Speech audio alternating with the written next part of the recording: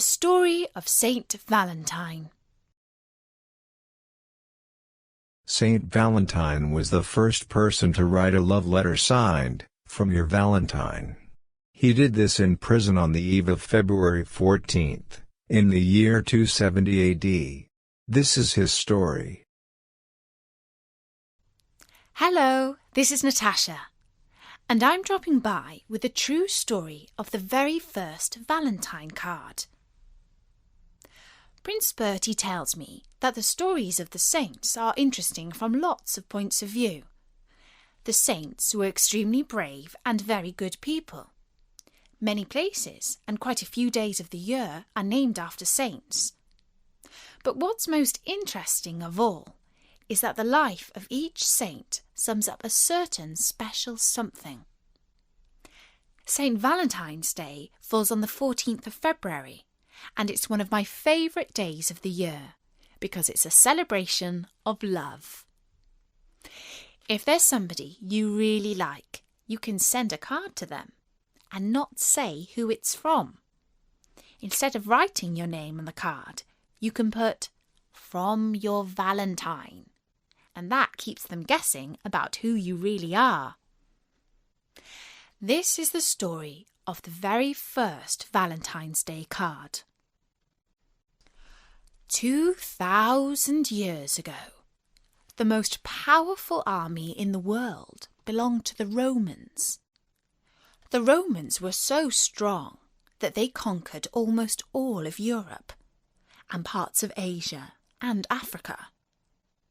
But then they began to grow very rich and a little bit lazy. Life in the army was harsh, and many of the soldiers longed for the comforts of home. They wanted to get married and set up families. The emperor, whose name was Claudius II, grew worried that his army was growing soft, and so he made a law that no soldier was allowed to get married. By that time, many of the Romans were Christians, and one of their leaders was a bishop called Valentine. He believed that if a man and woman fell in love with each other, they should get married, and so he decided to let soldiers get married in his church, even though now it was against the law. The soldiers' weddings were meant to be kept secret, but as you know, all secrets are hard to keep, and soon the word got out. Valentine was arrested and brought before the emperor, who demanded that he stop helping soldiers to marry, and instead that he pray to the gods of Rome. When he refused, the emperor sentenced him to death.